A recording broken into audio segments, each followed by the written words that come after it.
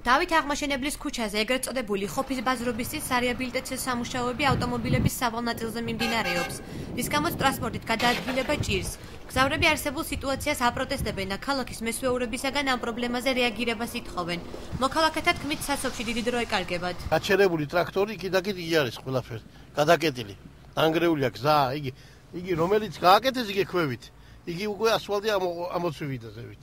ანუ თქვენ რას ითხოვთ ახლა? რას ვიტყო გააკეთო ხალხმა გეიარო გამიარო რა უნდა მოვთხოვოთ.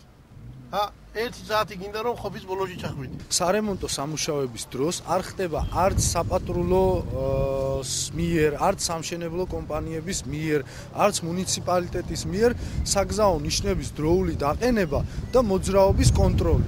ანუ დღეს საათნახევარი მხოლოდ იმიტომ ვიდექი საცობში, რომ ერთი მხრიდან მომავალი მანქანები არ უთმობდნენ მეორე მხრიდან მომავალ ავტომობილებს გზას. პრეტენზია აქვს სარეაბილიტაციო მონაკვეთის მიმდებარე ტერიტორიაზე განთავსებულ სავაჭრო ობიექტების მფლობელებსაც.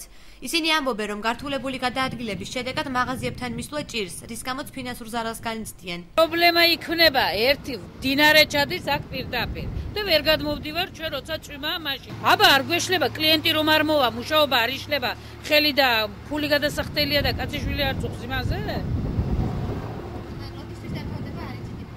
მე რა ვიცი, როდიდან თორე აი უკვე მუშაობს ნახევარ წელზე მეტია. აქ ვიდის მეტი თუ არა მუშაობაზე და არის მაიშველის საქმე. აღმაშენებლის ქუჩაზე მიმდინარე სარეაბილიტაციო სამუშაოების შესახებ განცხადებას აკეთებს ბათუმის მერის მრჩეველი ჯაბა ტუყუში. ჩვენ შეკითხვაზე რატომ არ ცდილობდა ქალაქის მერია საცობების დროს მოძრაობის გაკონტროლებას პასუხობს, რომ აქამდე ამის აუცილებლობას ვერ ხედავდა. დღეს კი ტერიტორიაზე საპატრულო ჯგუფი იქნა გაგზავნილი.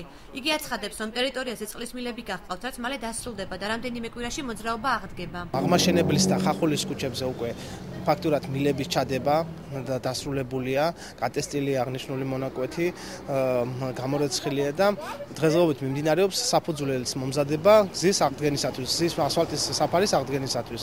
ასფალტის საფარის აღდგენა კონკრეტულად ამ კვირის ბოლოს უკვე დაიწყება და რამოდენიმე დღეში, ანუ 2-3 დღეში დასრულდება. მილების გაყვანაზე მომუშავე თანამშრომლები კომენტარის გაკეთებას თავს არიდებენ.